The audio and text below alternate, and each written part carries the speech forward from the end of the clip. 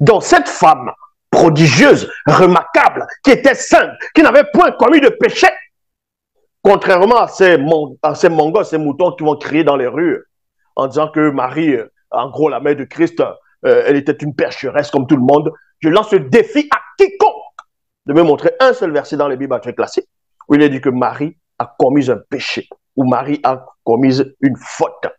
Il a dit en fait, je crois à la 12e minute, si je ne me trompe pas, il a dit que il a indexé en fait encore des religions, l'Église catholique, le christianisme par rapport à Marie. Il dit en fait que Marie, parce que certaines personnes disent que Marie en fait été une pécheresse, qu'elle a commis une faute. Alors Zola dit qu'il il lance le défi.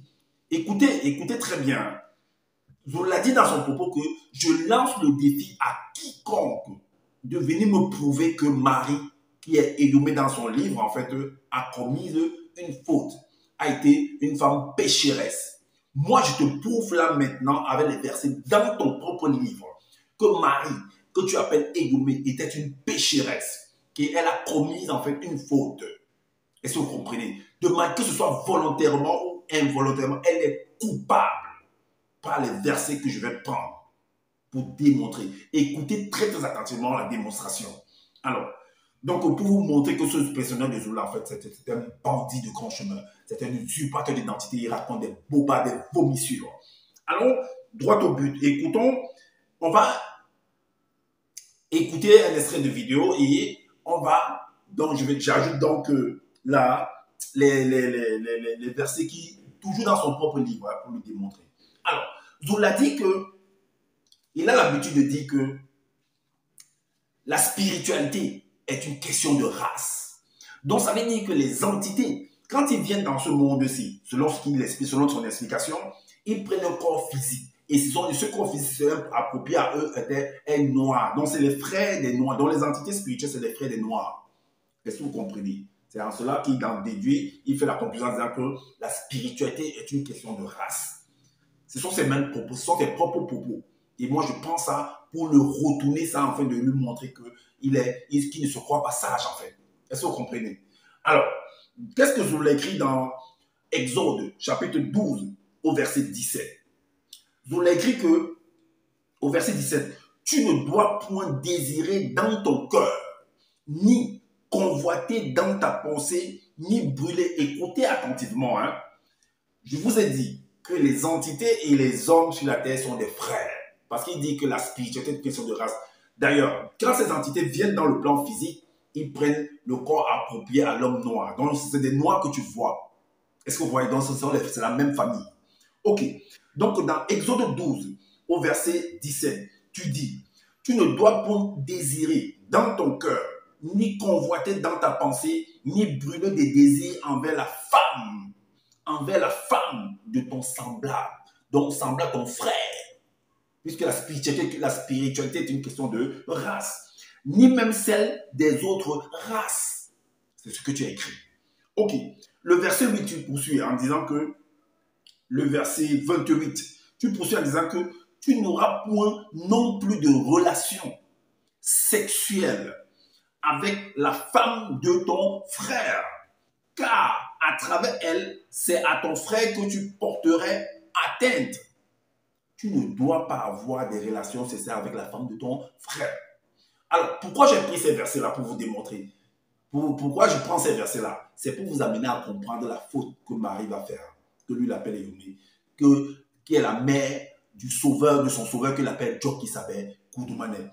C'est à cette base-là, c'est à cette fondation-là que vous pouvez comprendre qui était réellement, qui pouvait être la vision de ce personnage, de son sauveur qu'il appelle Djok Isabel Koudoumane.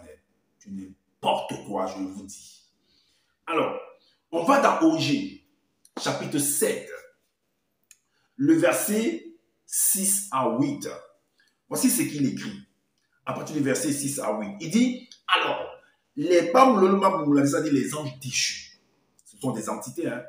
Alors, descendit. Donc, il explique que ceux qui, parce qu'il a dit que quand les entités, et puis la spiritualité est une question de race, ça veut dire que quand les entités quittent du monde, leur monde spirituel pour venir dans notre monde, ils apparaissent, ils ont un corps noir approprié à l'homme noir sur la terre. C'est ce qu'il explique. Moi, je ne peux que prendre ces explications afin de lui démontrer cela, que Marie est dans la faute. Alors, donc, ces anges déchus-là, quand ils descendent, ils vont descendre sur la terre, ils auront un corps physique. Même s'ils n'ont pas de corps physique, même si tu dis qu'ils sont spirituels, c'est la même chose. Je te dis que c'est la même chose. Alors, ces anges déchus descendirent et se matérialisèrent. Donc, ils ont vu des femmes, ils ont eu du désir pour des femmes noires qui étaient sur la terre. C'est ce qui nous a fait comprendre si vous lisez tout le récit. Alors, et se matérialisèrent en forme d'hommes noirs. Quoi qu'il restasse intérieurement des êtres de lumière dont la semence a été aussitôt dénaturée. Est-ce que vous comprenez? Ils se sont matérialisés en hommes noirs. C'est la même chose quand les entités, parce que nous sommes dans un monde physique. Donc, si les entités, que ce soit pas peut-être des entités déchues, que ce soit les autres entités qui n'ont pas été déchues, mais quand ils viennent, ils doivent également se matérialiser. Parce que nous sommes dans un monde purement physique, selon ton explication. Ok. Donc, a été aussitôt dénaturé par leur rébellion et ils choisissent chacun plusieurs femmes non initiées par leur enchantement. Le verset suivant nous dit, ces femmes ne résistèrent point à ces êtres venus d'ailleurs, quoiqu'elles eussent le pouvoir de le faire. Donc la femme avait le pouvoir de repousser, de dire non aux avances de ces êtres-là. Mais Marie, quand elle a rencontré en fait de Ben Ngoudi, qui est une entité, selon toi qui n'est pas déchu, quand il est venu dans le plan physique. Alors, comment est-ce que quelqu'un va venir dans le plan physique? Toi, tu le vois comment? Physiquement ou bien non physiquement? Pourtant, il est dans le plan purement physique. Alors, les avances, l'annonce que Gabriel est venu faire à Marie, puisqu'elle dit qu'elle a posé la question de savoir comment est-ce que cela sera-t-il possible? Pourquoi elle n'a pas repoussé cela? Est-ce qu'elle allait voir son mari, ou son fiancé, ou son prétendant, ou son futur mari? Est-ce qu'elle allait voir son, ou alors sa propre famille, ou sa maman, ou ses parents en fait, pour leur faire savoir que j'ai rencontré quelqu'un qui m'a dit ci, qui m'a dit ça, qui m'a dit ci, qui m'a dit ça. Qu'est-ce que j'en fais? Qu'est-ce que vous pensez de ça? Est-ce qu'elle a repoussé les paroles de ce personnage-là? Est-ce qu'elle a repoussé cela? Elle a donc hébergé cela. Ça c'est une condamnation en fait, qui est en train de venir comme ça. Sans qu'elle ne puisse être, sans que, bon, c'est une condamnation de dire à moi.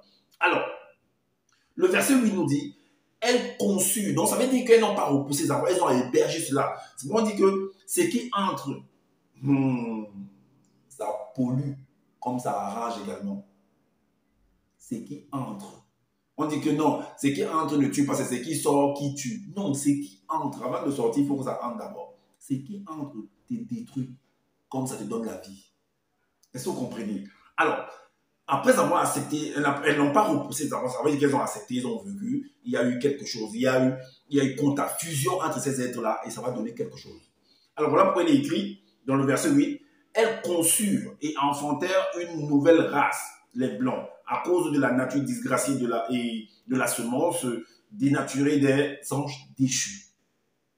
C'est Marie également va accepter, va héberger cette parole, cette annonce que cet ange Gabriel va venir lui dire, et plus tard, un enfant sortira de là. Alors, qu'est-ce que vous venez d'entendre là, selon ce que je viens de lire? Selon ses propres propos. Alors, on retourne maintenant dans l'évangile caché de Koudmané. On retourne là-bas. Ah oui, oui, oui. On retourne là-bas. Dans l'évangile caché de Koudmané, au chapitre 13. Au chapitre 13. Ce que nous sommes en expliquant, on n'a pas besoin d'aller même sur ce personnage de Jésus, mais de John qui savait de Koudmané pour pouvoir parler de lui. Hein. Rien qu'à partir de sa maman là. Ah, ben, les cartes tombent en fait. Rien qu'à partir de sa maman, les cartes tombent par rapport au fruit qui va sortir d'elle. Donc, voilà une femme qui a reçu, en fait, tel que ces femmes également avaient reçu, en fait, ces êtres venus d'ailleurs, là, qui sont matérialisés dans le monde physique. Elle aussi, elle a reçu un personnage qu'on appelle Gabriel, la preuve.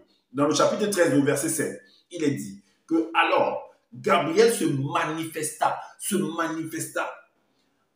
la terre. Awa, ça veut dire sur la terre. Afin d'annoncer. Mais quand il se manifeste là, tu le vois comment? Tu vas venir nous dire que non, c'était pas spirituel, c'était pas physique. Ah bon? Dans le plan purement physique. afin d'annoncer une bonne nouvelle à Ayumé. Ah, c'était une bonne nouvelle, hein? Ok. De la naissance miraculeuse d'un sauveur de l'un des deux. Ah bon, c'était une bonne nouvelle. Et comment elle a fait pour avoir cet enfant-là? Dans l'évangile caché de Koudmané, chapitre 9,